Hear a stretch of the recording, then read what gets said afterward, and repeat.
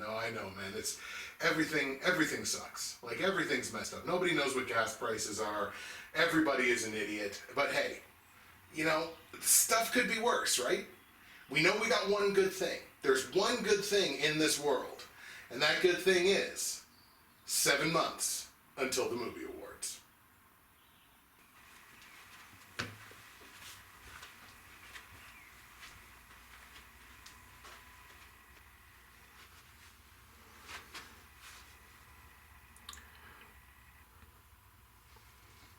Are you a wizard? Yeah, we're gonna make some movie award magic. I just told you. 7 months. Look again.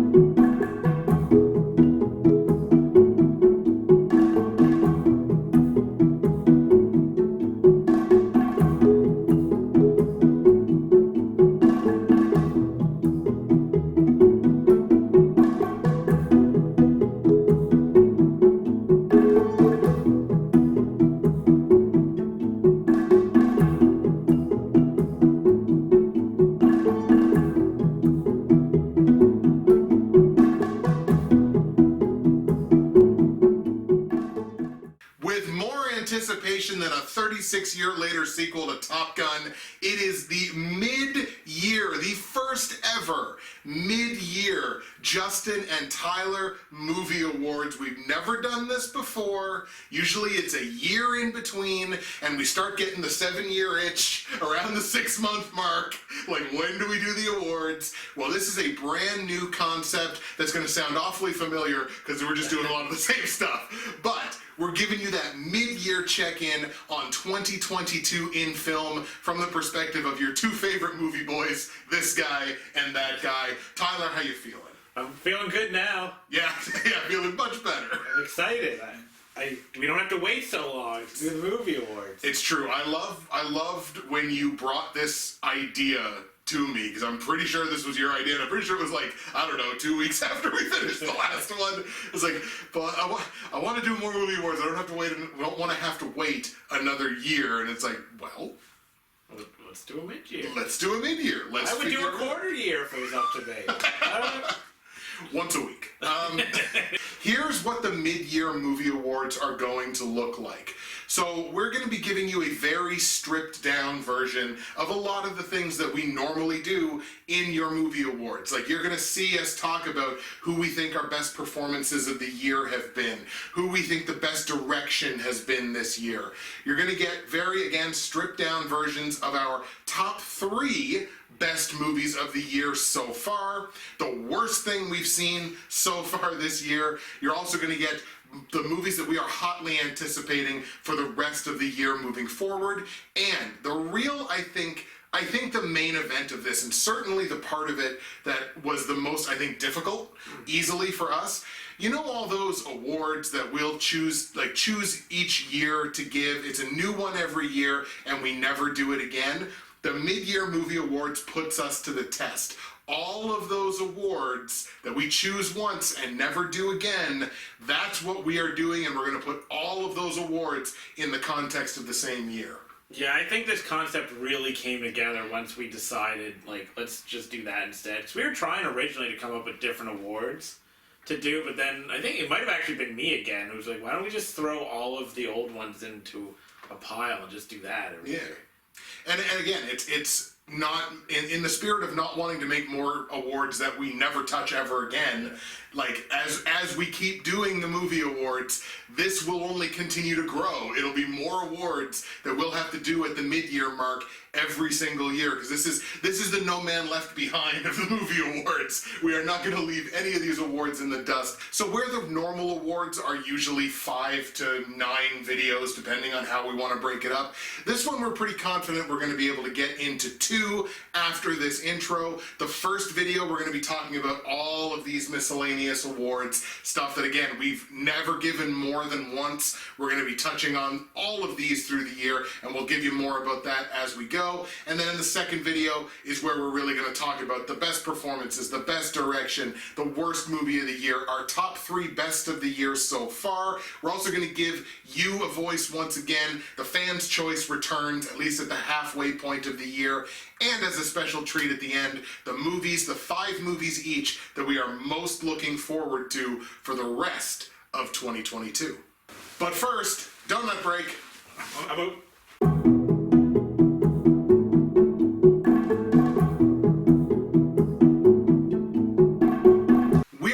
No time getting started with our large collection of miscellaneous awards that we had originally given in years past. And when we say that, it's not the ones that we give every year, like the I can't believe I loved, I can't believe I hated. It's only the halfway point of the year. These things take a lot more time. It's the ones that we've selected on like a 1-year basis, like we did them once and we've never touched them again. You're also going to notice I'm going to be on this a lot. I've decided to go digital in the year 2022, so all of my information is on here. Tyler kept it old school, and he's still got papers, so I should have thought ahead and done it that way, but all of my information is on here.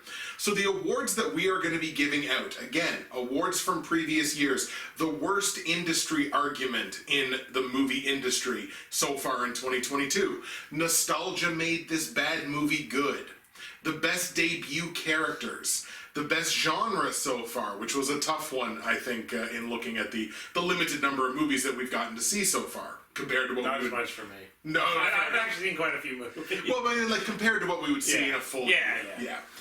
The story or premise that deserved better than the movie that it got.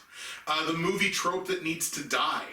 The best opening scene, the best soundtrack, and the aha moment for plot twist of the year so far. By the way, we certainly hope you enjoyed the new theme song for the Mid-Year Movie Awards. Just very wholesome for two wholesome boys talking about movies.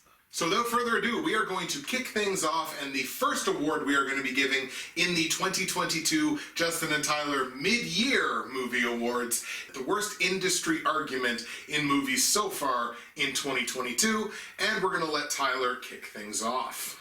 Okay, so for this one, I'm actually going to let you pick mine. Ooh! So what do you want to hear me talk about? Okay. Liberals versus conservatives or sexism? Oh, God. Let's go sexism. Good, because that was actually the one I'm more secure on. Okay. Like I wasn't sure I was ready to die on the hill of the other one. Okay. I'll tell you like off camera. Sure, I'll of what it was. Okay, we'll do sexism. Okay. Okay, so for my worst movie industry argument or whatever, it's the alleged misogyny in Doctor Strange and the Multiverse of Madness. Now here's the thing. I was on Criticker and I saw somebody's review, which I'm going to read here. Wanda is reduced to a misogynistic trope where her powers and mind have been warped by the singular motivation to reach her children because of course women aren't strong enough to actually cope. And I just wrote that down to be like, might be worth revisiting in the mid-year to see if this actually is an argument that people are making outside of Criticker. Because one dude on Criticker, right, or dudette, I don't know if isn't really a worst industry argument. No, we call that the one guy syndrome. Right. So then I did a little bit of quick research. I just Googled like that basic sentiment. Sure. And it existed. I saw an article where people were some critic was going on, and some other articles. I didn't read every single one, but the argument was still the same. Like this girl was so upset over losing her children that she became the villain. And I'm sitting there reading this and I'm like, are you nuts? Like, Wanda was like one of the coolest villains we've had. Right? Like a woman losing her kids is a big deal. And yes, she was not mentally strong enough, I guess, to handle that and she became a villain. But it's like, but they say in the movie that Doctor Strange is the biggest threat to the multiverse, so he's a villain too. He's not in that same sense. Like, it's clear that Doctor Strange has to be the hero, but he's already messed everything up. Like, even in Spider-Man. Like, Doctor Strange is the real villain, but even besides that point, Right. I'm so sick of this because it's like, it must be so painful watching a movie through this, like, this lens of everything is misogynistic and sexist. She was a great villain. Right. I mean, the worst villain, and I mean worse in the sense of like evil that we've had is Thanos, who was a dude. Like, Wanda has had a terrible life. You know, she's been through a lot of stuff, but she did a lot of heroic things, and yeah, she lost her way. I will give them a little bit of ground in the sense that maybe the earlier days of the MCU wasn't so great towards women. You know, like, because like Black Widow's movie should have came out years before it did. Yes. But they got powerful women now. There's a lot of them now, and it annoys me because they deny the progress that has been made because what, Wanda falls into a trope? Like the overbearing mother isn't a thing that happens? Right. Right? Like we can deal with like overly violent men and that's all fine and good and stuff, but we can't deal with one woman going off the rails. Also, can we acknowledge that the real reason Wanda lost her mind is that she was corrupted by that book? Well, that too. Like, Wanda's not a villain because her kids died. Her kids died, and that left her emotionally and mentally susceptible to this thing, this critical thing, that the only reason it exists is to warp people's minds. Right, and they gave her a whole show that went into this, her making, I mean, she was the bad guy in that too. She ultimately ends up like saving the day.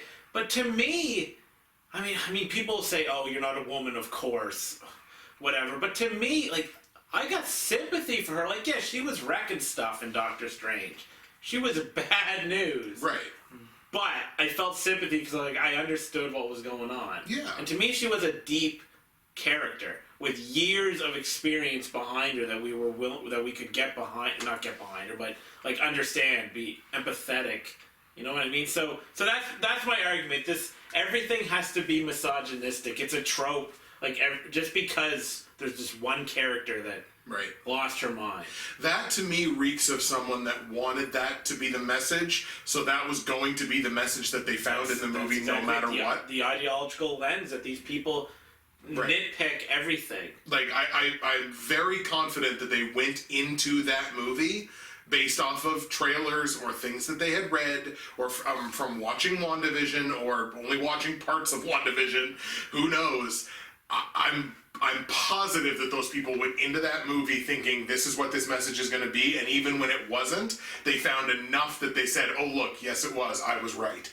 So it's you know it's confirmation bias. It's all kinds of stuff that's at play there. And these like there's one article, I don't remember everything she said or he said, I can't remember. Was going through the history of the MCU and how like female characters were done dirty and stuff. I'm like, you realize there's plenty of men that did horrible things in those movies. I mean, people hated Star-Lord. Yeah. Because of what he did in Infinity War. Right, exactly. They blamed him. They blamed Chris Pratt, the real person, for that. So I mean, like, I'm not trying to say that women should stop complaining about stuff when there's legitimate sexism, and I even understand being annoyed by certain tropes in like action movies and stuff or wherever where they're like, oh, we're always like the damsel in distress, even though there's a whole other argument to be made about that. I can understand wanting to see yourself, your sex in a movie in a better way, but taking it out on the Scarlet Witch is not it. That's a great choice for this because I had not personally seen that argument be made. If I had, I probably would have chosen it because that to me is just a fundamental misunderstanding of the actual story that happened. I wanted to come with the heat this time because the first time we did this, I don't think I had a good argument. So I wanted to come with heat this time. So I did. Nope, that is on the level. That is an exceptionally bad argument. So my selection this year for worst industry argument so far in 2022 is the argument that CGI is ruining movies. So this argument came in the wake of Top Gun Maverick.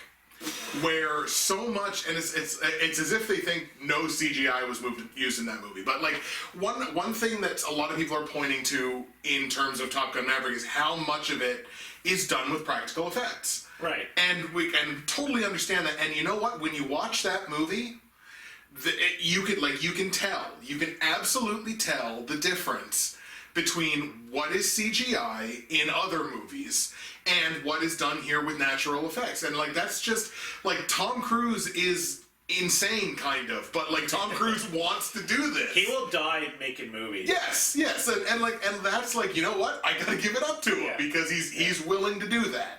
And that's the lengths and the extent that he'll go to make a movie look a particular way. But now you see the argument coming in where you're just like, see, CGI ruins other movies. You can tell when you watch Marvel movies. I knew it. Yeah, or when you watch the Fast and Furious movies, what's done with CGI and wire work. And look how bad this one particular overblown, over-the-top scene is that, yes, they had to use crummy CGI because they were so dedicated to making this dumb scene that they had to use the CGI that looks terrible. But they use the worst of CGI to try to make the argument that this is why modern movies are bad. This is why modern movies are not as good as older movies. Do you want to know why a lot of modern movies, they probably don't make you feel the same way that older movies did? Number one, there's been a lot of movies. If you're like us, if you watch a lot of movies in the run of a year, you've seen almost everything. All right? Like, we're going back to this old argument that almost every story that's ever been told siphons down to about 6 different stories. Yeah. Some derivative of like 6 to 8 core stories, and then that has branched out and it's created all the great media and books and everything that we've ever seen. The problem is, I don't think we have the caliber of writers that we used to. And we've just seen everything. And we've seen everything 20 times. So when you try to tell a story, what I'm trying to say is, it's not CGI's fault that you're not as emotionally evocated as you used to be about movies. It's not CGI, it's the caliber, to me it's the caliber of the storytelling. And I point at something like Poupelle of Chimneytown. And I said it right in my review of that movie. This would have been the hottest animated movie in the world in 1992 because of the way it told its story. And it didn't use a lot of the modern storytelling conventions that we see in a lot of movies. It told its story like it was a movie out of the early to mid-90s. And I'm like, wow. You don't see movies like this that tell their stories like this anymore. You see them with modern storytelling conventions, and I'm not saying those are bad. I'm just saying that when you see a movie that tells its story like this, that you don't see very often, it's like, wow, I remember when stories were told like this. I remember when every movie that came out was a movie that told its story in this way, instead of in this way. And yeah, some CGI looks terrible. And it's perfectly fine to point out when CGI looks terrible. Right. And as a matter of fact, it's almost, there's an onus on you, especially if you consider yourself anything in terms of like, I take movies seriously, or I consider myself something of a quasi-critic of movies or whatever. The onus is on you to point that out. If it looks bad, say it looks bad. But to say that the reason that modern movies suck, which they don't, but the reason that modern movies suck is because of CGI, just because Top Gun Maverick could make a movie that looks that good in such a way with so much of it being practical effects, you have a nugget of an argument, but you're very much blaming the wrong thing for why you think modern movies suck. So that, to me, is the worst argument I've seen so far this year in movies. Yeah, I saw that in context of Marvel a bunch on Twitter this year. I mean, I'm sure it's been other years too, but yeah. I actually did notice this. So when you said people talked about Marvel, and I went, because I was gonna make that point. I don't even think like CGI is as bad as people say it is when they say it's bad. Like, yeah, there's some bad times, but they're making these massive movies, right, cosmic movies and stuff. And I just find it very strange. Like, people are so negative about a time that's great. And That's a great line. And the thing is, like, I don't even agree that movies are worse. I don't know if maybe that's because much of my movie watching, like, it comes from 2000 onward, because that's when I became, like, a big movie buff, and because of the movie awards, right. especially the last, like, 12 years, I've watched 100 movies at least from every year. So I have a large amount of movies to choose from, and there's many that I love. Yeah. Now, I'm easier on movies, generally speaking, but there's plenty of movies I love that get me emotional, that get me invested, that are made brilliantly. So I never even buy into this older movies used to be better, especially since a lot of these people are like, older movies used to be better, and they point to, like, the 90s. And the 90s are great, but it's like they're not even pointing towards, like, the 60s. Right. I mean, you know what I mean? Yes, there is something to be said for practical effects and originality and inventiveness, but, like, considering people target superhero movies, I'm like, you're gonna need a bunch of CGI for those. And sometimes it sucks. Yeah. And that's fine, but I hear you on this. That's an annoying argument. Right. And now, most people that I've seen making this argument, luckily, aren't pointing the argument towards the people who make the CGI. They're like, these people are all geniuses to be able to do right. the things that they do. But they're pointing at, I guess, the finished product and the way that the finished product right. is used. And I don't know. That to me is the most asinine way to like the most asinine like number one with a bullet to point at and say, like, oh, this is why modern movies suck, is because of CGI. It just right. it makes no and the concept of, like, CGI overload. But again, to your point, how many superhero movies come out in the run of a year? How much CGI is needed to make those movies? So again, the whole CGI argument to me just reeked of people that don't know what they're talking about. So that's why it was the worst argument of the year to me. People, if people really think that CGI is making movies worse, or ruining movies, I think you need to watch more movies. I think you need to carve out more time. Right. If you're gonna make that argument, if you're just a person who watches movies, whatever, and just go about your life, and you're busy. But if you're seriously gonna, like, go on Twitter, go on the internet, and make this argument, watch more movies. Up next, we have the award for Nostalgia Made This Bad Movie Good. So I think we gave this originally, I think it was a few years, I want to say it was 2017, maybe 2018. Yeah, probably around there. Somewhere in that range. Anyway, Nostalgia Made This Bad Movie Good, and I'm going to kick us off this time. My choice in the 2022 Mid-Year Movie Awards for Nostalgia Made This Bad Movie Good is Jackass Forever. So I think we may have disagreement on this as a movie. But here's the thing. This movie, on the face of it, is not good.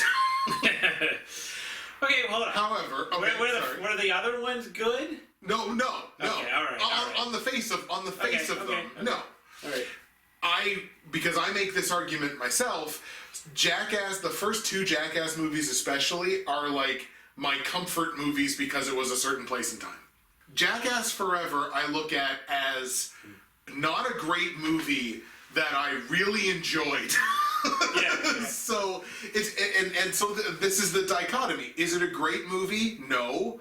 But the nostalgia of this, just the Jackass concept and what Jackass was at a period in time when we're kind of growing up and we just meet at the right time. Yeah. Like, I hate to sound like a 90-year-old man, but kids today will never understand, because they really won't. What Because it's they like to just get randomly hit in the Yes. balls by your friends? Exactly, yes.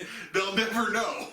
The only reason that I enjoyed that movie as much as I did, because obviously we have members of the Jackass cast that are no longer with us. Yeah. We have members of the Jackass cast that were not in this movie. We have members of the Jackass cast that almost weren't in this movie and like got the contract negotiated in the last second. We have new people that we don't really have the context of, who clearly they're trying to make the next big thing and the next generation of Jackass and whatever. And it's like, it's a very awkward movie in that sense. Especially for people who were fans of Jackass from when Jackass was one of the hottest things in media. But just the nostalgia of seeing the core people again, the nostalgia of seeing Johnny Knoxville, the nostalgia of seeing Steve-O doing these things, not doing the other things. So like Steve-O's made himself into like a multimedia superstar in the last couple of years, but like just to see them back in the Jackass construct, that's why the nostalgia of that made that an enjoyable viewing experience for me. So that's why I chose it for this award. Basically, the boys are back in town. Yeah. Kind of thing. Which I think is a song that they used on a previous. I think they used it in a previous one of the movies. It might have been Jackass 3, because I'm sure at that point they never thought they were going to do another one. And then here we are. I couldn't have I have nostalgia for this in a sense because, like you said, seeing the guys and well, there's girls too, but like get back together and do their stupid stuff is entertaining. But I can't have true amounts of nostalgia for it because I hated that time period. I know. Because it was annoying. I hated my friends. I was scared for my life all of the time because you were all idiots. I love you all. I love my friends, but we were all idiots. We were all very. You'd be mind your own business, and then you'd get your arm broken. You know what I'm talking. Well, they wouldn't be so much minding your own business. Right. But things would happen, you get your arm broken. I hope Tyler's watching it. Okay, so for mine, I actually had a hard time with a pick. I remember telling you that I don't really have one for this, but you said you had a good one. I'm like, well, now I gotta get one, right? So mine is for Rabbit Academy Mission Egg Possible.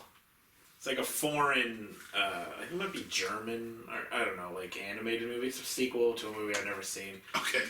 I have to like stretch this a little bit because I have no nostalgia for the property or anything.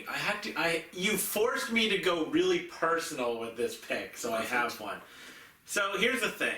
When I was a kid, I had a Thumper stuffed animal. Mm-hmm. And he was like the world to me. He had Thumper's world and everything and all that stuff. Like, so it began a love of bunnies, which are, this whole movie's about.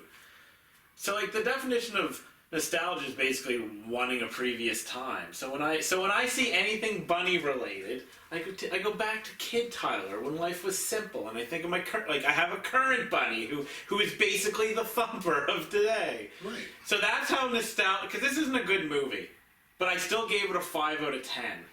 Which isn't like a great score, but it's not like I hate it score. Right. Especially for you. Right, exactly. The only reason I gave this movie a 5 out of 10 is because of nostalgia of my own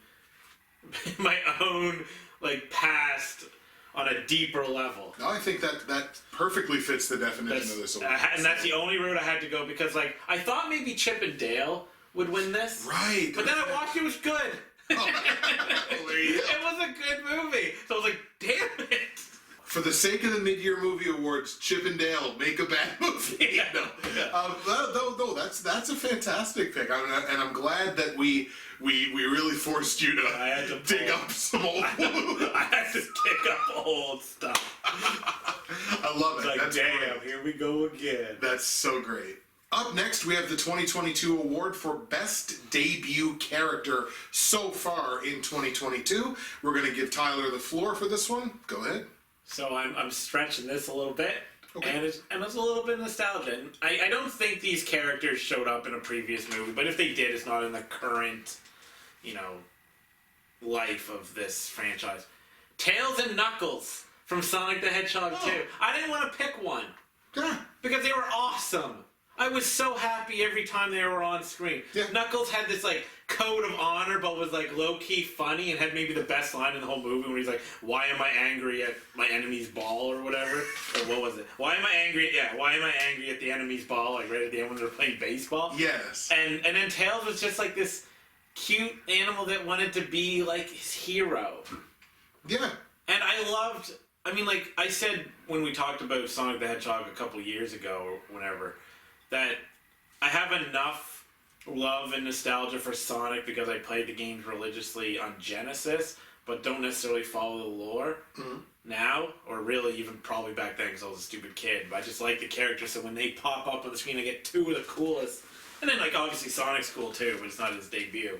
Right. I mean, technically, I guess Tails was in the end of the last one, but sort of. whatever, I'm stretching it. Yeah. So yeah, that is mine. Tails and Knuckles. I love both of those choices because I didn't go in that direction, but now that as soon as you said it, I'm like, of course, that makes perfect sense. That was a great direction to go. And it's funny because the thing about Knuckles specifically, he reminds me so much of Drax from Guardians of the Galaxy. Just the straight laced whatever, and will just say the unintentionally funny but hilarious lines, like again, why am I mad at the enemy ball? Like, I love that line. it's a really good line. I love it. So he's like, you know what? The Sonic franchise needed its own Drax, and they have it now. So no, I love that pick. That pick is great. Like, I'm more of a Tails person in terms of the games, even though I love Knuckles too. But I think Knuckles, if I had to pick one, was probably the better character because he was also legitimately menacing. Yes. Like when he was wrecking stuff, he was like a good villain. Did that very slow, a couple times, the very slow like Darth Vader walk of just like, I'm showing up to wreck everything. Yeah, it was like, so Knuckles probably was the best of the two, but I mean, I'm not separating them. I'm giving them both the love. Knuckles in Sonic 2 was everything that Goro in that Mortal Kombat movie should have been, except they just straight punked him out with the self-insert fanfic character. Ridiculous. Well, let's get mad about Mortal Kombat again. Yes, this is what I wanted to do today. My selection this year for best debut character so far in 2022 is America Chavez from Doctor Strange in the Multiverse of Madness. Because I like the way the character was performed. I think the actress is talented. And I love, because look, if we're gonna go up to our elbows in this multiverse thing, which clearly we're going to, she's the one that can kind of be the linchpin. So like if we're looking at Doctor Strange, it's funny because we can go back to what we talked about a little bit earlier. If we're looking at Doctor Strange as something of a villain in this multiverse construct because he kind of caused all the problems, it feels like the America Chavez character is one because of her abilities that then she's obviously going to harness sort of as this phase goes on, who can kind of maybe be an agent for bringing stuff back together a little bit. So I love the possibilities that a character like that opens up, and she was just performed very well. Like I said, I think the actress has talent, and that's a character I'm really looking forward to see what impact they're going to have in the MCU moving forward, so that's why I went with America Chavez. Now I'm even more annoyed at my worst industry argument because I forgot all about America, and I think in the same movie you had an awesome female character. Yeah. Just makes it even worse. Like now I'm just madder at it, but that's a great choice. I'm not even gonna add anything to it because I just think that's a great choice. I too am excited to see what they do. Probably going to fly through this next one, but the next award is the best genre so far in 2022. So, of course, this really, out of every award, is really limited to the stuff that we've already seen. I'm going to go with action simply because I look at, like, Top Gun Maverick, which was, a movie that's obviously getting a ton of press, a movie I quite enjoyed. You look at Doctor Strange 2, you could argue, has those elements of action in them as well. Or the Batman. There's all kinds of these sort of action elements. So I had to give it to action. I don't know how much conversation might be in this award. Obviously, there's arguments that can be made. I mean, there's great dramatic movies and drama movies all the time. But I looked at action because I kind of thought, like, on average, what were like which genre was kind of doing the best for me so far this year on average, and I had to go with action. Right. So I'll just go right into mine because it kind of relates to yours. Mine's superhero because I went subgenre. Although, cause here's the thing, you could put it under the blanket of action, like a superhero film, but I decided I didn't want to do that. So mine would be action as well. Because you can put it under action, you can put it under adventure, you can put it under there's so many. It's basically it is its own genre at this point. Right. So when I write down my movies, I put every superhero movie as superhero and not action. And then I just averaged my movies out. And the only one that came close was crime, because there was a few movies I considered crime. So I could have went with crime, but I gotta go superhero because here's the thing. There's the Batman, there's Doctor Strange, and honestly, Morbius is not as bad. I know it's trending now because it's Morbin time. But But Morbius was really not as bad as people thought. It's not a great movie. I said to you when we watched it, it's like Phase 1 MCU. And not like Iron Man Phase 1, but like Thor Phase First 1. Captain America Phase 1. Entertaining, but not a great movie. So I'm like, that's a solid list of movies. I guess it's more interesting than I gave it credit for because Doctor Strange was not wonderfully received. No. Batman was received well. Hyperion's, no critics reviewed it. And Morbius is, you know, outside of currently trending somehow magically. Over here morbid. Yeah, it's just over there morbid. But like, so yeah, that's my pick. Because, I mean, superhero I always say is like my favorite genre. I just love superhero movies. And since I decided to split action from superhero, so mine's superhero. That's totally legit. Up next, we have a really interesting one. The story or premise that deserved a better movie so far in 2022. And we're going to have Tyler kick us off on this one. I'm kind of glad you're going second then, because you clearly have a one that you find interesting. Because I don't find mine that interesting. Mine's for Deep Water. Okay. With Ben Affleck and Ana de Armas. Oh, yes, okay. Like a psychological thriller where she's like they're married, but she's like polyamorous, but he's not. And I guess I'm spoiling some stuff if you haven't seen it, but he's like killing people, like lovers. And I'm like, that's a pretty good premise that could really explore the psychological aspects of how much that would screw you up if you like loved a girl or whatever, or a guy, you know, whatever, it doesn't matter. And they were like poly sleeping around, and you were like, you were bubbling, and you were you didn't like it, right? But so you just killed the people? I thought there was like a deeper movie that could be really cool. And it wasn't a bad movie, but it was like this erotic thriller with like one impossibly good-looking woman. And then, you know what? Ben Affleck's a good-looking dude too. Yeah, it's true. Honestly.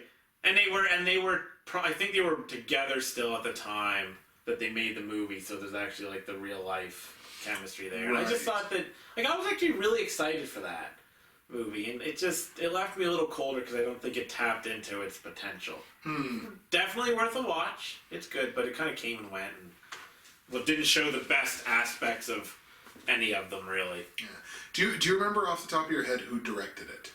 So I looked it up, and it's Adrian Lin, who now that I looked it up, I remember like this person did Jacob's Ladder back in 1990, which I thought was a really cool psychological war movie type of like surrealist. Right. So I think that was another reason why I was like really excited for it. Okay. And the only reason that I asked that is like when you said the premise, I was like, wow, in the hands of some particular directors that I can think of, like, wow, could that be a banger of a movie? Like, I would like to see like the Alex Garland version of that. Or not to just point out a particular director, but like there are certain directors that like, wow, give them that premise and just kind of let them go. But yeah, that does sound like I mean, even Fincher. Thinking of like doing Fincher. Gone Girl and stuff. Right. Like Fincher would have been a good pick. And this is a good director. Just something about it just didn't hit. Yeah, it didn't hit like it should have. My selection this year for story or premise that deserved a better movie is Firestarter. So Firestarter is based off a Stephen King novel, first of all. So I mean, the hardcore King fans, obviously that serves a pretty wide net. There's a lot of Stephen King. He's only one of the biggest, like, best-selling authors of all time. Exactly. There's no fans. And then legitimately wrote a book called Stephen King on Writing. I read that. So there you go. I read that book. So just listening to even if you took out that it's a Stephen King novel, so like there are certain expectations that come with it. Just the premise of the movie. So it's two genetically modified humans who are basically on the lam, on the run from this massive corporation that genetically modified them to begin with, and they're trying to hide the existence of their daughter, who is the first like biologically genetically modified human, and also trying to sort of almost protect her from herself, like protect her from the development of her powers, which if you couldn't tell from the title of the movie is she can set things on fire with her mind. So the concept of like, and they touch on this in the movie, and it could have been done a little bit better, but it wasn't too bad. The concept of like, she's born with these abilities, so as a baby, when she gets upset at something, Think about how many times in the run of a day a baby gets upset with something. She can light it on fire with her mind and trying to kind of, like, again, protect their daughter from the development of these powers and running away from this giant, you know, shadow corporation or whatever. There's a premise there that deserved a better movie than what we were given with, I was about to say it was Joe Jonas, but it wasn't Joe Jonas. It was Zac Efron. So it just, and again, this is a remake of a movie from, I think, the year I was born. I think it was 84 that the original Firestarter was done. And there were just elements of this movie that were real, like the practical effects and the special effects. Trying, like, if you're talking about a movie where stuff lights on fire, boy, your fire effects better look good. And they don't in this movie, like, at any point. And the practical effects of, like, a human or something else that has been, like, half burned and it just looks like somebody chewed a bunch of gum and put it on them to make it look like burns. Like, it's just like, that premise deserved a much better movie than the one that I think is still in theaters right now, so you can go and watch it if you want to. But Firestarter is my choice for this one. So our picks were movies that the other person hasn't seen. Yes. I have Firestarter to watch, I just never get around to it. I intend on watching it at some point. I have no real opinion now. It does sound like a super cool movie, though. Yeah, the concept of it is great, and it's not a movie that is fully worth watching, or fully not worth watching. Sorry, it's like it's not an abomination. It's just like the concept deserved, I thought, something better than what I wound up seeing. Up next for us is the movie trope that needs to die in 2022, and for this one, I'm going back to Firestarter. Here's the trope. Damn. Yeah. Here's the trope. I really mind Firestarter for a couple of these. The trope is, I'm the super nice person that's taking over leadership of what used to be this big evil shadow corporation, but don't worry, I'm the good guy and I'm gonna turn things around. Haha, prank trolled, I'm super evil and way more evil than the last one. It's so, you can see it the second the character comes on screen, and it's not just in Firestarter. Yeah. It's the second the character comes in and they're just like, don't worry, I'm the new one.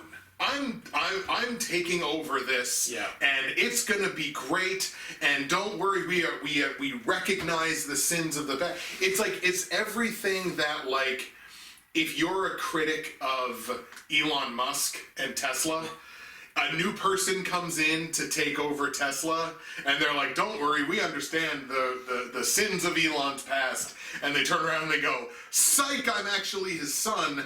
Like, stuff like that. Like, You mean your X, Y, Z, or whatever? Yeah. Or was that a daughter? Ampersand. Like, you see it coming from a mile away the second the character comes on screen, and you're like, I bet you're not super evil. Oh, well, you are. What a shock. So it's tropes like that is just like, it's so tired and it's so obvious. If you could do that trope in such a way that it's not obvious, right. It may wind up being the aha moment of the year. Right. But, like, I don't think Hollywood is capable of doing that right now. It's so blatantly obvious what this character is going to be. So for me, that's the trope that needs to die in 2022. If I never see that again, I'm all for it.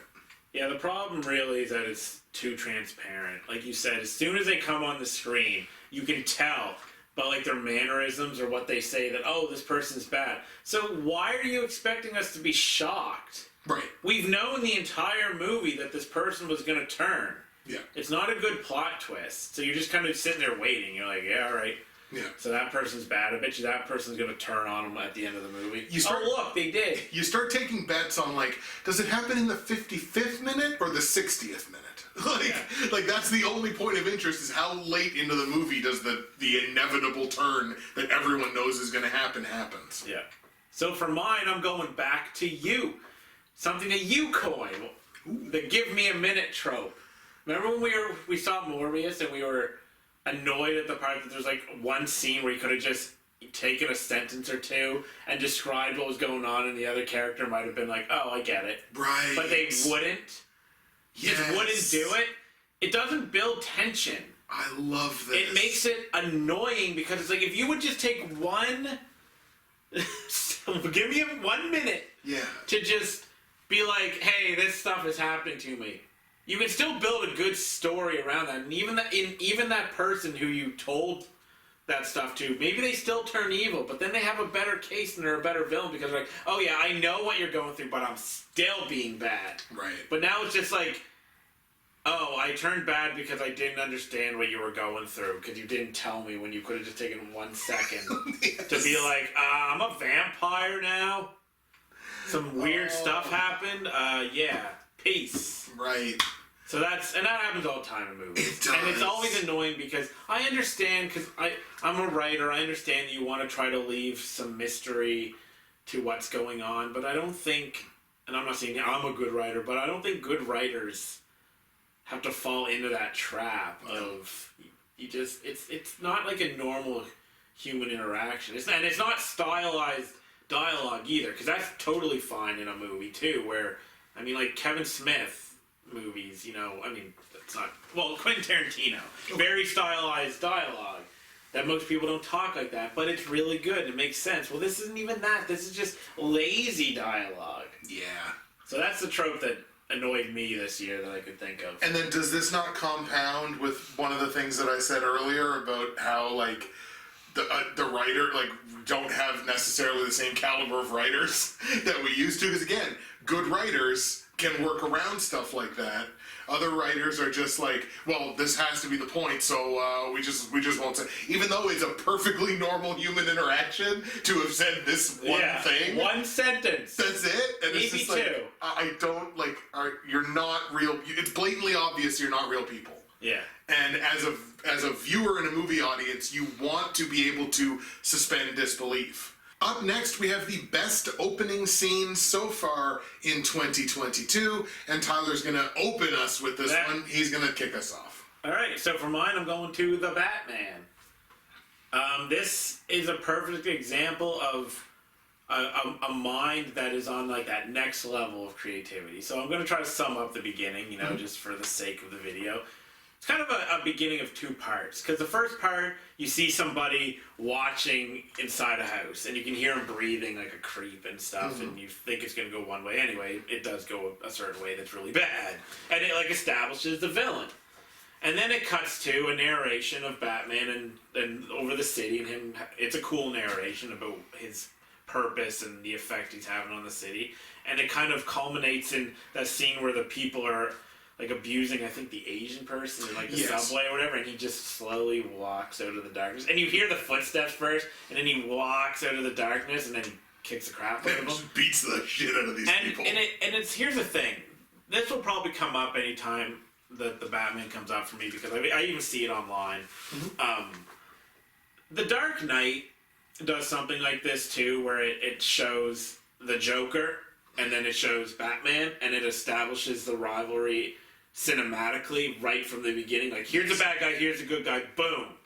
And this does that, and it does it so well and so artistically. It's a beautiful setup to like what is essentially a murder mystery. Yeah. And yeah, so I think it's just a brilliantly done opening scene. In a movie like that is like, the main event of that movie is its tone. Yeah. Like, yeah, no, agreed. In a movie like that, to do that right from the jump, and to that opening scene sets the tone for the entire movie, and it does it immaculately.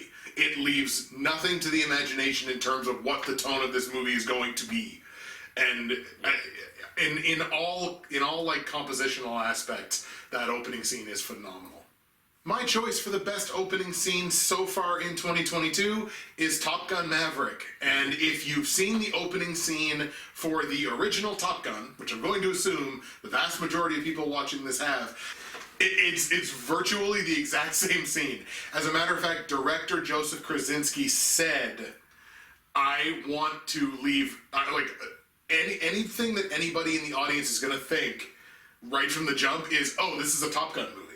Even if they didn't know that going in, oh, this is a Top Gun movie. It's literally, it starts the exact same way. It feels like you got transported back to whenever that was, in '86, when that movie got made originally, because it's literally just, it starts with that Top Gun theme of that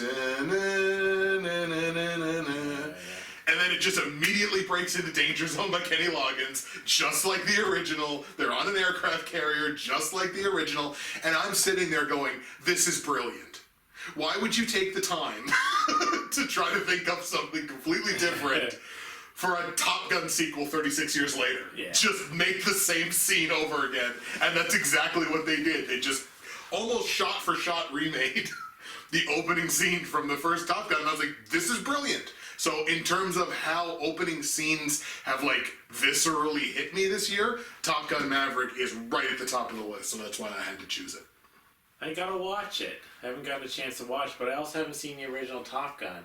Really? So some of it's gonna be lost on me. Wow, okay. Yeah, I never had any, to be honest, I don't even have that much interest in this one. Right. But I'm gonna watch it in part because I know you've seen it, and I know it's well received, and so I feel like I should watch it. And I will. I will eventually. By the end of the year, I will have seen this movie. Cool. 2 awards left to go here, and we're going to start that last 2 with Best Soundtrack of 2022. I will kick us off on this one, and for my money, the best soundtrack in a movie so far in 2022 belongs to Sonic the Hedgehog 2. Full soundtrack done by Junkie XL. It wasn't a Yeah, the I whole- gotta go and listen to it, like, Yeah. outside of the movie, I guess. Because I like Junkie. Yeah, so he did like the whole OST, the whole Yes, the original score. soundtrack. Yeah. But then you had It's Tricky by Run DMC was in there. Yeah. Uptown Funk by Bruno Mars and Mark Ronson was in there in the dance scene. In a Sonic movie, the dance scene. And then you had a full minute and a half of Pantera's Walk. When they bring out, and I'm not spoiling anything because it's in the trailer, when Eggman brings out the big Eggman robot, there's a full minute and a half of Walk by Pantera as he's just looming over this town. I'm like, this is brilliant. It's a wild soundtrack, especially for a kid's movie. It is, and it's like, yeah, sure, the 10-year-olds in the audience aren't going to know what Walk by Pantera is. But They're it's not still a badass song. But it's still a badass song. They're not going to know It's Tricky by Run DMC, but that's a great song. And they're going to know Uptown Funk because it was everywhere. But, like, it's just such an incredible soundtrack all the way across. And again, the OST by Junkie XL is brilliant. So Sonic 2 gets my best soundtrack of the year. Junkie has become one of my favorite composers in movies because I gave him the award. You did. I think. You did. A couple years ago, wasn't it? Yeah, or was it last year? I think it was last year. Was it last year? I think. Yeah, oh, because it was was Justice League and I think Godzilla versus Kong. Right. So I think I gave it to him, unless I gave it to Pig. I can't remember. No, I think you gave it to you. Yeah. You mentioned Junkie XL for sure. Yeah, I love Junkie XL soundtrack, so that's a good pick. Okay, before I give mine, I just want to give a quick shout out to one other one. After Yang had a pretty solid soundtrack. I like that. But my pick is, I'm going back to The Batman. This might be the GOAT movie soundtrack. I'm starting off with that. Okay, here's the thing though. I got the soundtrack on Spotify and I was listening to it a lot when I was writing, and it just like completely just puts me in the mood. So part of it is just that like I like to listen to this when I'm writing. Yeah. But even outside of like that personal thing, the way he uses motif, which I know isn't original, is like lots of soundtracks use motif in really interesting ways. But the way that there's like certain elements of Batman and the Riddler in almost every song, because he keeps going back to like certain things, right? He works in that one epic song or classic song. I can't remember its name now. Great, but the way it all works together, and it's like there's just Batman and the Riddler and everything, and it's just musically, it's just a wonderful soundtrack. Period. It's moody. It's epic. The action beats hit hard. It's just a brilliant soundtrack. It's also got that fantastic cover of Something in the Way. Yeah, it has that too. It has that. That is a fantastic cover. It's just a wonderful soundtrack. Excellent. I like it. That might be the one award that we've given here that I truly think both answers for it were like fantastic. I actually think we nailed that one. Completely different movies. Totally different movies. Completely on the opposite sides of the fence, but I think we nailed it. We did. And the final award of the Miscellaneous Awards is the aha moment for the best plot twist so far in 2022. Tyler kicks us off. So my pick is for the movie Amandla. Okay. So basically there's this character, Impy, who's very troubled and ends up having to do something really despicable to a girl to like prove his worth within like a criminal organization of sorts. Okay. I don't know if they're officially an organization or just like a little group. I can't remember. It's so crushing because this girl that he has to do this stuff to, you find out is this girl named Elizabeth who he was friends with as a kid. So he does this to her. Right. And it's so heartbreaking because like even he didn't want to do it, but I mean that doesn't excuse it because he still did it. But that's what really hit. It's not, that's what really hit home for me was like, oh geez, you just did this to like this. Essentially, when you were little, there's this little girl who was like super nice to you, and now you do that to her. You put her through like one of the worst, really the worst stuff that you could put anyone through. Right. And that was hard to watch. Yeah, that's fair. So mine isn't a fun pick. No. Whatsoever. No, it's definitely not. Yeah, no, that would certainly get that moment when that's revealed would certainly. I mean, like it's bad enough on the face of it, and then when that gets revealed, yeah, fair enough. Exactly, it hits on multiple levels. And my choice for the aha moment in 2022 is the revelation that Nicole Kidman is an incestuous brotherfucker in The Northman. Oh yeah. So basically, the whole premise of The Northman is the character trying to save his mother from his father's brother who killed him and took over his kingdom or fiefdom or whatever it would have been called at that time. And he finally gets to his mother, only for his mother to reveal, I was happy that all of it happened. And the reason... I put it in motion. Exactly. Yeah, I put it in motion. Exactly. I begged him while I was on my knees. And it's like, what is going on here? And then in that scene, she also leans forward and kisses her own son. So it's just like, this is very strange. This is not at all what I expected out of this character or this meeting or whatever. And towards the end, I was just like, that fits the Robert Eggers stylistic MO, so I guess maybe I shouldn't have been shocked there. But at the same time, it was so out of left field and so not expected. Her turn as a character, revealing that everything is kind of I don't want to say, well, everything basically is on her. That revelation of that character was the moment that I was like, wow, that was something I very much did not see coming. So yes, Nicole Kidman's turn as an incestuous brotherfucker is my choice for the aha moment of 2022. Yeah, because you put yourself in the shoes of the main character. Yeah. And you think, how just disheartening. That's not even the word I want to use. I just can't currently think of it. Oh, crushing. Crushing that moment is where, I've done all this. Yeah, I've focused the last, 25 years of my life or more trying just to get back to you to save you from this. And you're a stupid... it turns stupid head. You're a poo head. You dum-dum. No, it's like, it was your plan all the whole time. Like, oh boy. So, with our Miscellaneous Awards now in the bank, what we are going to do to close off this video is talk about our Best Actor, Best Actress, and Best Director so far in 2022. The way we're going to form this for the Mid-Year Movie Awards is we've got our choice, their singular choice in each case, as well as a dark horse contender for the end of the year, kind of telegraphing a little bit what may come later on at the end of the year movie awards, the regular movie awards that you know and love and that we know and love. We're going to throw a dark horse in there, somebody you may see by the end of the year. We move into our People Awards now, and we're going to start with our Best Actor so far in 2022. And like I mentioned, we each have a dark horse selection here, as well as our pick for number one so far in 2022. I'm going to kick things off. We're going to go dark horse, number one. So I'm going to start things off with my dark horse, and my dark horse on the year so far is Paul Dano.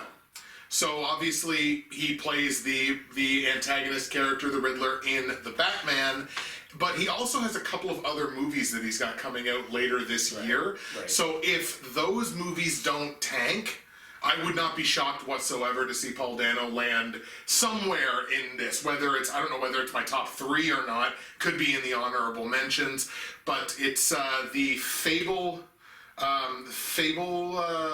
I gotta hang on. I gotta pop in and get the title. Give me 1 second there. The Fablemans and Spaceman that he's got coming out later this year. So I'm gonna make a priority to watch those. And again, as long as he's not terrible in those, I wouldn't be shocked to see as a body of work selection.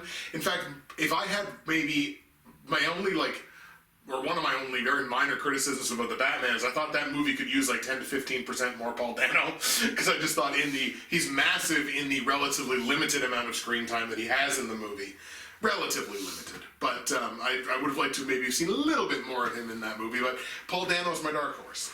So Paul Dano is an interesting one because I considered him for dark horse as well, for the exact same reason as you. Because I also know that he's got a few movies coming, and so again, just like you said, there's a real chance that he shows up somewhere. For me, it might only be honorable mentions, but there's a real chance he shows up. So I like that pick.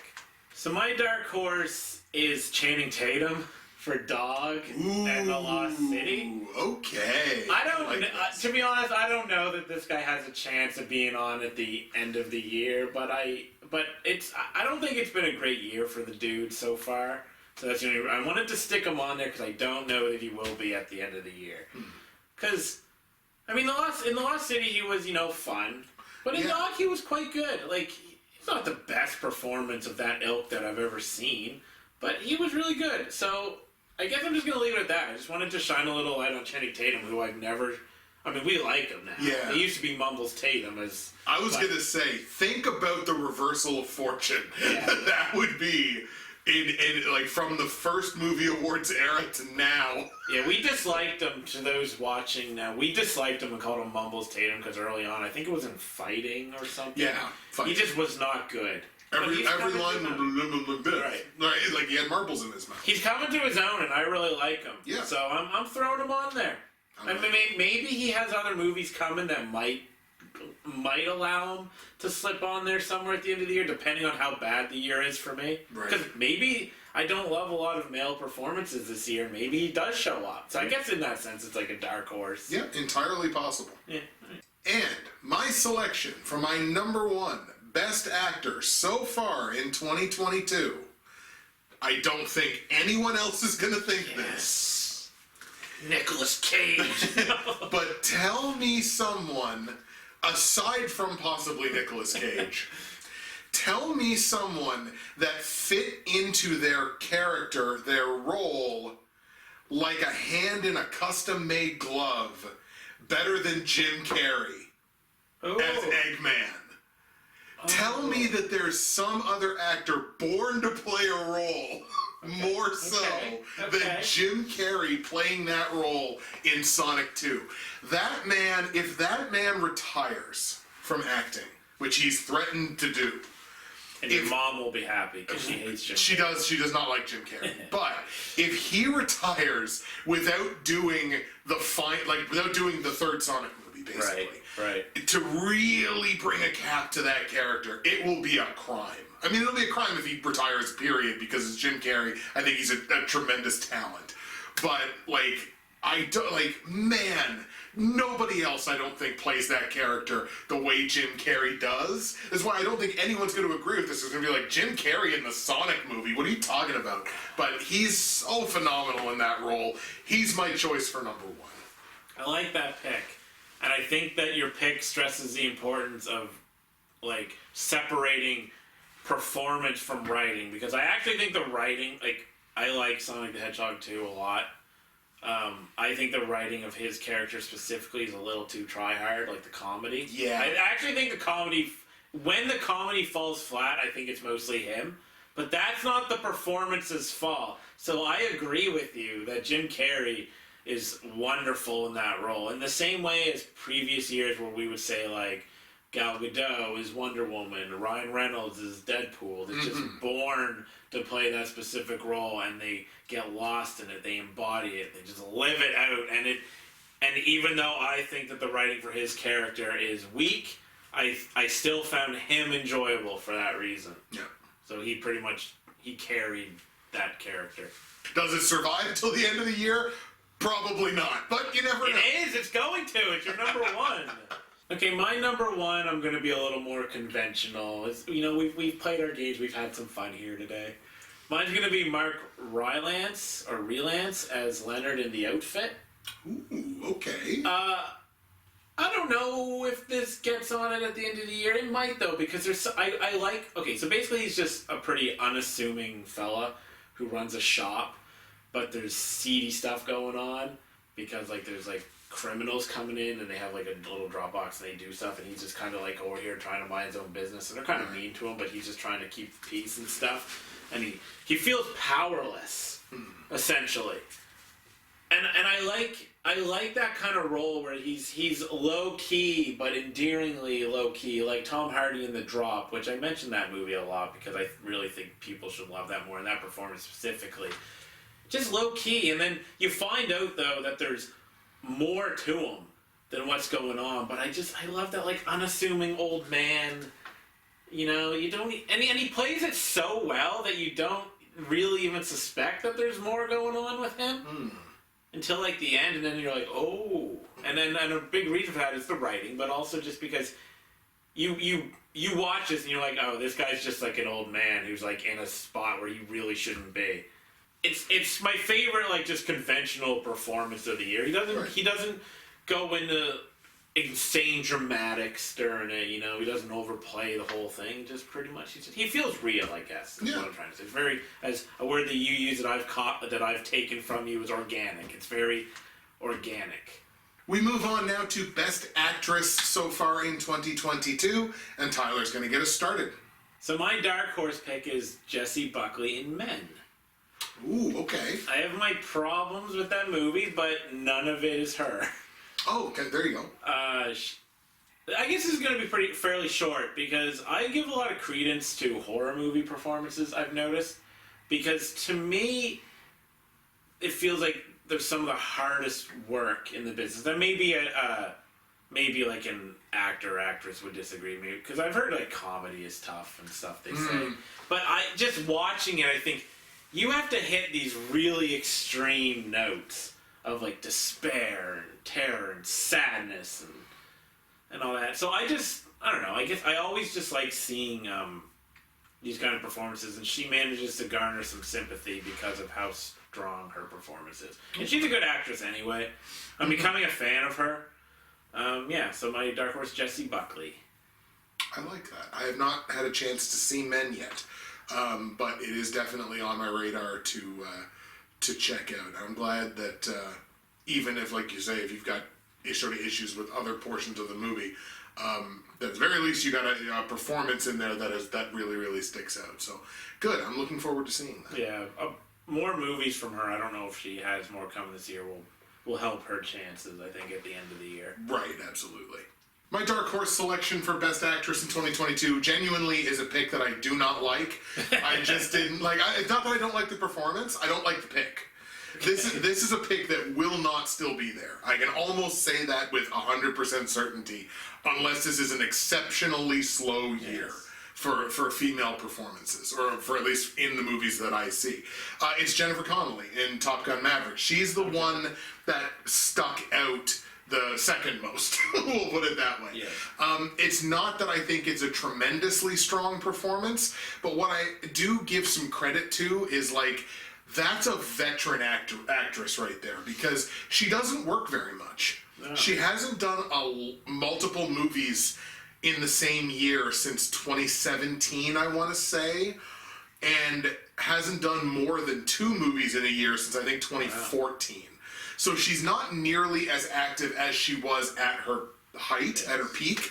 But that is just, you know what? That is just somebody that, she's like a ringer, right? Hey, Jennifer, come on in, and she gives you one performance in a couple of years, and it's just solid. Like she doesn't need a lot of actors and actresses and directors. I mean, like, look, the more reps you get in something, the better you get. I think Jennifer Connelly is at the point where she's like, I don't necessarily need to get any better.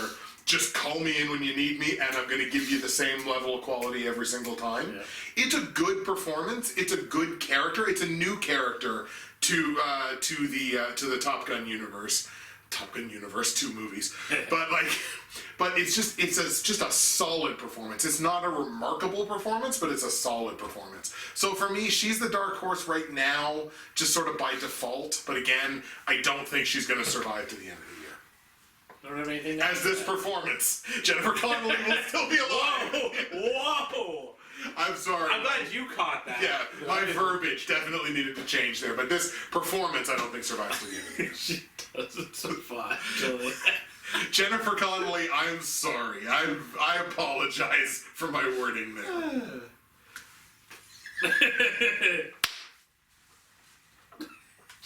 I don't think she doesn't survive until the end of So when this video gets taken down for harassment and uttering threats, I think he just threatened to kill Jennifer. During an award show that he was praising her. What the fuck is going on? The cops are like, what is this? Doesn't survive until the end of the year. I'll make sure of that. Oh my fuck. Okay. That's so funny. Okay, so my number 1 pick doesn't have a death threat included with it, and this one actually brings me a lot of joy. Not like Nicolas Cage last year levels of joy, but quite a bit of joy. Jenna Ortega. So, okay, so body of work. She was in quite a few movies. She was in Scream, where she had like a decent part. Mm-hmm. She was in X, where her part was probably the smallest of the group, but I actually found her character the most interesting. But she had that. She had a very big part in Studio 666. And she has. I just found it like 2 days ago. She has another movie coming out where I don't think she's like the main character, but American Carnage. So this is going to add to her body of work, but mostly it's for the Fallout. Mm-hmm. I love her in the Fallout, and this is why it brings me so much joy, because I had no idea who she was until now. Okay. Because I don't follow the shows she was in, right? Because she's still quite young. She's like 19 or something, right? I would have seen her in like one of the Iron Man movies where she was like 10. So to me, there's an excitement to her because there's something exciting about an actress bursting onto the scene for you. Like, oh, this person is becoming someone now that I'm going to watch because first of all, she's putting in a lot of work. Mm-hmm. And the Fallout, that was a well-written movie in general, but like she managed to play a character that was very sympathetic, dealing with the fallout of something really terrible, and she was charming, and it was easy to get engaged with her character as she like struggled through this. Like she wasn't always like the good guy because her emotional baggage was so rough that she didn't always treat people like the best, but she was also going through something terrible, but she redeems herself and all that at the end. But it was a really powerful performance, and the other thing that she benefits from is just being a young actress. Not that she's like 13, right, which would be even more impressive, but a young person putting in a performance that I legitimately think will be top 3 at the end of the year. Right. Especially if I see more movies with her. I think this is, I guess, spoiler. Unless this is an amazing year, she's gonna be on my list somewhere. Right. Maybe not number 1, although maybe. My number 1 actress of the year so far in 2022 is the most anticlimactic choice you could possibly have. It is Anya Taylor-Joy. And it's The Northman. I thought she was tremendous in The Northman. She also has 2 more movies coming out this year that I'm anticipating very strongly, which is Amsterdam and The Menu. I don't know if I've heard... maybe Amsterdam, but I haven't heard of The Menu. So The Menu is this really interesting concept of around this group. It's not. I think this is the one that's a fairly decent ensemble cast, and it's they're all getting together at this place where they're sampling like this chef's menu, and I think it's a thriller.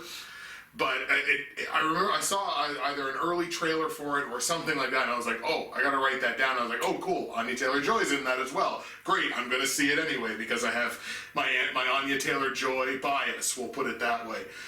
So this is like probably the spoiler of the year. If she's not number one, it's her own fault.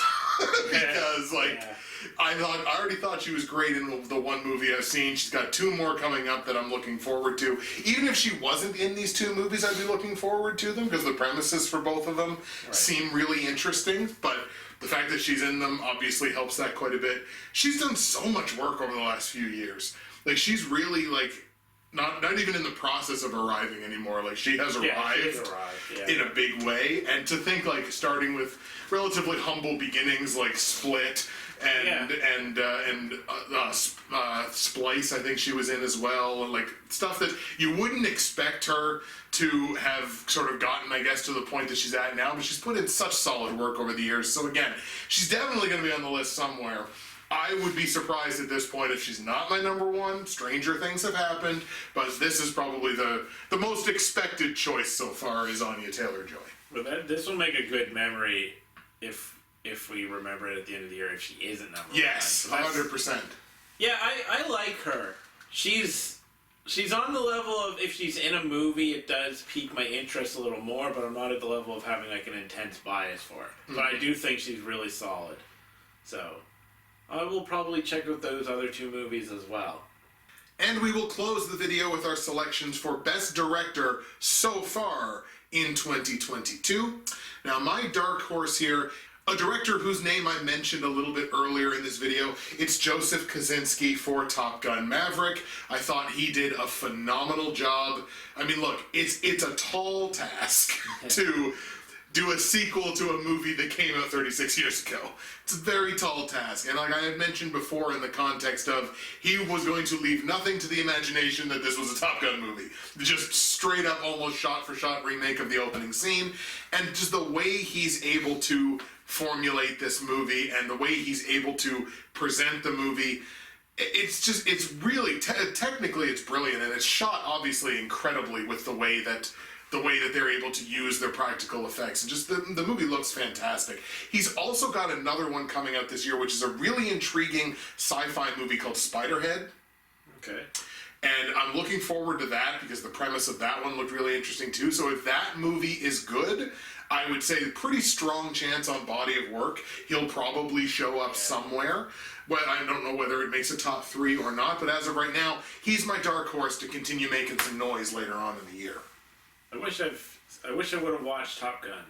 But yeah, every time you get like a director with multiple movies, it heights their chances a lot because you don't get a lot of that, right? No, exactly. The body of work thing applies mostly to actors and actresses. It's true.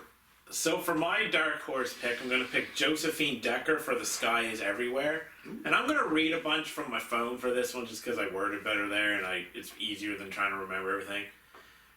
This movie is interesting mostly for its visuals and its directorial sense.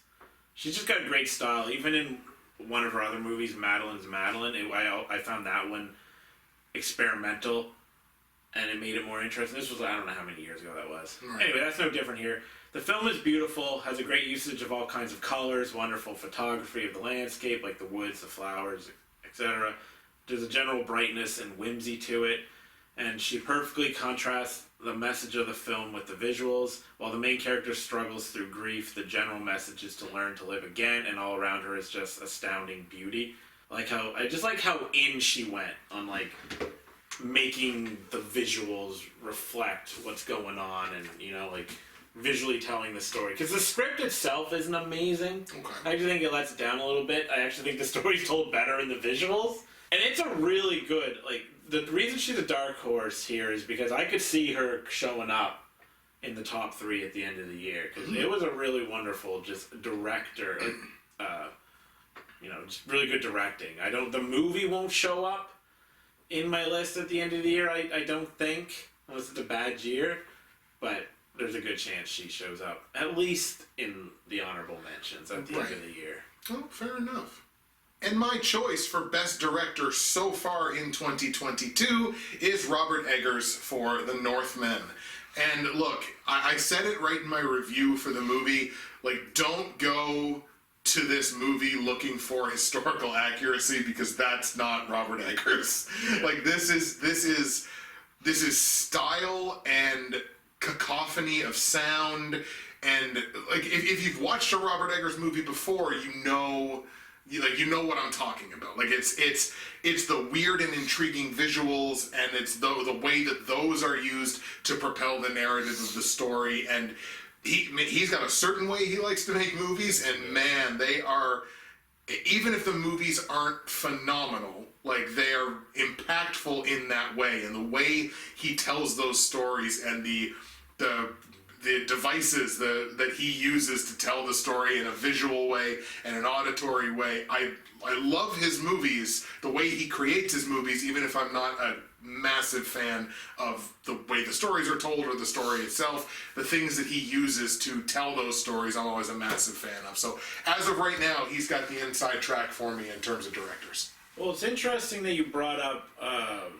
the directing being detached from the quality of the movie as a whole for my last pick, because Robert Eggers is a perfect example. He's kind of a poster child for that. We talked about this another year. I don't know if for The Lighthouse. The Lighthouse, but then probably. I've said I don't think the writing, which he does. I mean, sometimes he has some help. I don't think the writing is good or great in his movies. It's okay. Right. But he normally gets by on the directing. I mean, it's never enough for me to say I love one of his movies, but I've given props to him. I think for The Lighthouse. Yes. I think he's a great director. So, but I agree with you that, like, the more negative part of it, I don't think his story, I don't think he knows how to tell a story. Not visually. Visually he does. Yeah. I'm just going to leave it at that for this one. I like that pick. So my number one sees me returning to The Batman. So it's Matt Reeves. Listen, there's a couple points I got to make here before I forget. One, I thought the action set pieces were phenomenal. Yes. I kind of wish there was a few more. I know it was more of Detective Batman, but the action sequences were, like, pretty brief for the most part, but really good. Like, coming out of the elevator, and the entire scene is only lit up from, like, the gunfire, basically. So you just see him, like, moving through the darkness, and I'm like, oh! And the end part where he comes down through the ceiling, and the action's great. And then he handled, like you said, that the Batman succeeds based on its tone. He drenches this in broody Batman atmosphere. Yes. In darkness. It's an artsy, dark movie, I guess I should say. I don't normally say this about superhero movies outside of maybe, say, like a Zack Snyder movie, where I don't think that you see a ton of the director in these movies. Right? Sometimes you do. I think Doctor Strange, you saw some Raimi in there, obviously. Oh, yes. There was Zack Snyder. You could make the case a little bit for some other movies, but mostly I think superhero movies don't always allow the director to inject too much of themselves, especially within, like, I know this isn't MCU, but especially within the MCU, because they have a format that works. And yeah, like Chloe Zhao, right? You can put a little bit of yourself in there, right? But I don't, you know what I mean? But the Batman is like, yo, this is a Matt Reeves movie. I totally see it, and I think it succeeds. Like, I actually think the star of the Batman is the directing. So you can probably tell that I'm probably talking about this movie later, so I'm just going to leave it at that, but I think the star is Matt Reeves. Okay. Ultimately. Like, if you had to pick one, if you're like, Tyler, best aspect of the Batman, I'd pick the directing. Excellent. And then the soundtrack. And there you have it, folks. That is the first part of the 2022 Mid-Year Movie Awards now in the books. All of our miscellaneous awards, as well as our People Awards, our Best Actor, Best Actress, Best Director, so far of 2022. And now we're going to go into our second part, where it's kind of our main events of the full movie awards. We're talking about our worst thing that we've seen so far this year, our top 3 best, our fans' choice, where we shine the light on you, as well as our most anticipated movies for the rest of 2022. That is going to be coming up on the other side. Thank you so much for sticking with us this far, and we'll see you again on the next video.